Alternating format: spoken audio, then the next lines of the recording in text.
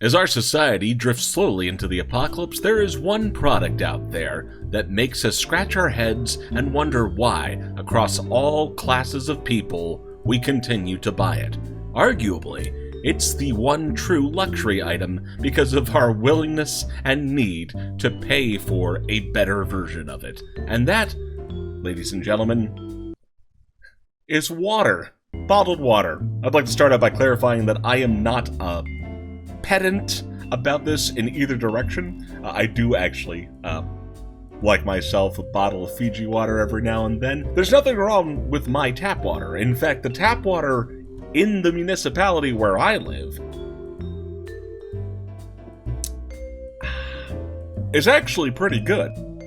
But as much as I understand the vibe that comes with, well, water is water, why does it matter? The same reason that people hate city water is the reason why sometimes I like a bottle of fancy water, because I think that water does have a taste to it, and that's modified by, the mineral content. And some waters tell you what their mineral content is, and some waters don't, and some make it a selling point, like Fiji water. But this video isn't really about politics or consumer economics or even the wanton hellscape that is our current society. No, I wanted to answer one question, because a lot of the discussion about the issue of bottled water is kind of focused on an area that, doesn't matter so much. Yeah, if it's Dasani or Aquafina or whatever generic brand you bought at Walmart, honestly, no, I can't imagine buying that on a regular basis. But what if we swing it out to the other end? Is there another end of that spectrum where there definitely is a recognizable quality of water that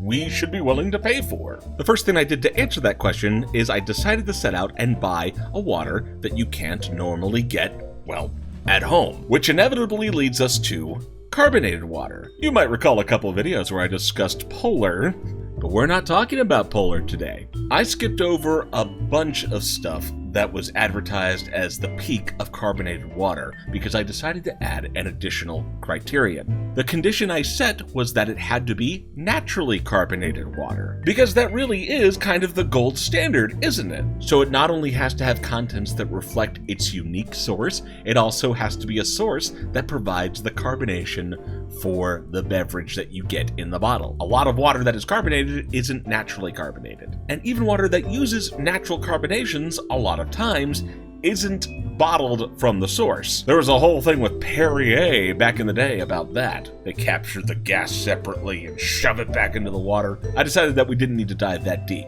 Needless to say, we're not doing Perrier. An additional condition I set was that you can't buy it at a Sheetz. In fact, specifically, I said that it had to be imported. There's this really big legacy brand called Apollinaris that we used to be able to get in the United States. It comes from Germany. It would have fit the criteria, but they don't import it anymore. So I had to settle for some alternatives in some cases. So for this video, we're going to be doing 5. These are the 5 candidates for water that you might want to buy, all lovingly imported and classily chilled. First, we're going to start out with Gerolsteiner, because this is the replacement in my lineup for Apollinaris. Naturally sparkling mineral water, balanced to taste. This one actually came in glass, which is definitely a sign of quality.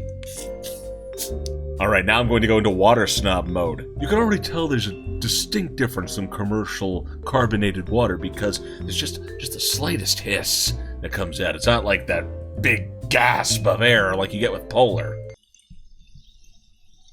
Can you hear it? See, the bubble display, on the other hand, is very impressive. Whether or not it has silica in it, it's not tracked on the label, but it's actually pretty nice. It reminds me a bit of Fiji water, but carbonated. Fiji water is also known to have quite a bit of bicarbonates in it. One day I would definitely like to try Apollinaris, but for now I think that that's an acceptable, though not a standout example of an imported mineral water with carbonation. Next up, we're going to go to Borsec. This right here is from Romania. Now, this was not cheap by any means, but luckily, since it came in a 6-pack, I guess if I hate it, I can give it away. I've been told water connoisseurs really focus on the fact that it's not about how much bubbles are in it, because usually when it's naturally carbonated, it's supposed to be less harsh on the bubbles than it is with commercial grade. I'm not sure what mineral is in this. It has less calcium, less magnesium, and less sodium than Gerolsteiner, at least on a per-serving basis, but there's something else going on there that I can't quite describe. If you put them side by side, I'm actually reasonably confident I could tell the difference between the two. Alright, the next one is a beautiful green bottle called Radenska. This comes from Slovenia. Slovenia is also the country where I put in a big order for some rum that I can't get in the United States anymore. Very small bubbles. And it's very smooth. Honestly, you can barely taste the carbonation at all. It comes in very lightly at the back end. Before that, it just almost tastes like water. And in fact, that's probably part of the problem. I shouldn't say problem, because it's not a problem, except that, well, you're trying to market imported mineral water. I'm not going to shit on them, you can definitely tell it's not tap water. But there's also not a whole lot going on here in terms of a flavor. I guess that kind of makes sense, though, because apparently it does have a little bit more sodium than some of the other ones, but it has the lowest calcium content, I think, by a pretty long stretch. Sodium, calcium, and magnesium appear to be the mineral content that are most tracked when it comes to these waters. Next up is probably the fanciest bottle that I obtained. This is Vichy Catalan. This was actually produced last year. This has a production date. This was produced in April of 2021 and is supposed to be good until 2023. It's received silver and gold medals at multiple, I guess, carbonated water festivals. And I'm about to try it right now. That's what a gold medal winner looks like.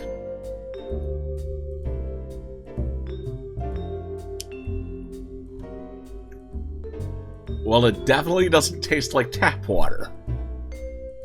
So Spain's contribution to my video here is definitely a standout option, but I realized, it's like, why does it taste salty? It was the thought that went through my head, and turns out it has almost no calcium. It's like 10 milligrams, but per serving, and there are 3 servings in this bottle.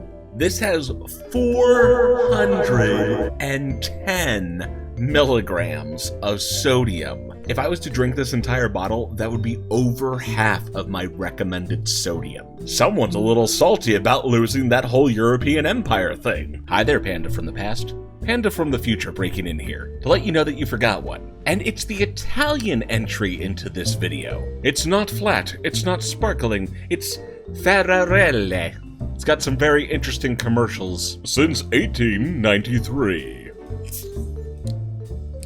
You couldn't hear that one. This is actually the quietest one. You can see all the bubbles are like gathering at the base of the cup, and not a whole lot is escaping to the surface.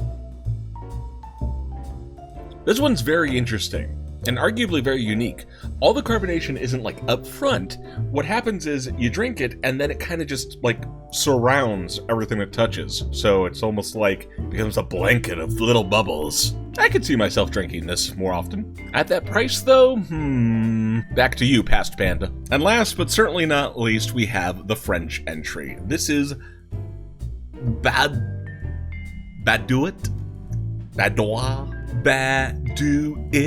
Whatever. I paid $80 for this. It is only produced in small quantities once per year.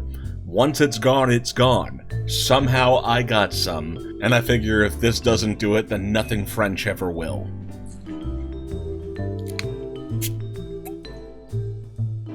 Man, it's like the gasp grows weaker every time I open a different bottle. Here we go. So I'll give the French this much. This really likes to market itself in terms of mineral content.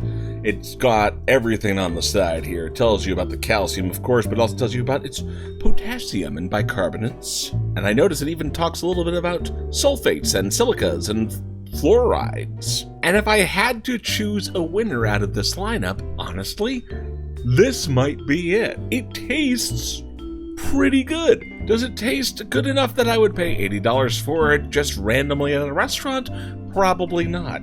Gerolsteiner, by the way, is readily available in the United States from what I understand. I think usually comes in a plastic bottle, but, you know, To each his own. And you know, if you can find it in an import grocery store or somewhere else that it's reasonably affordable, or you just want to try a mineral water, I've had a lot worse things than Borsec. Borsec's actually decent, and because of the size involved, like this is a 1.5 liter bottle, it's a pretty good bargain, all things considered, relatively speaking. So I'm not really sure how much this experience is worth your time, but it probably is the best one I've had so far. Which raises the question, if this wasn't enough to do it for me, is there a water out there that might? I'm going to have to give this a lot of thought. Is there something I've missed? Why don't you go ahead and tell me about it in the comments below. One day, not too far from now, I will revisit this question. But for now, thanks for watching, everybody, and I will see you next time.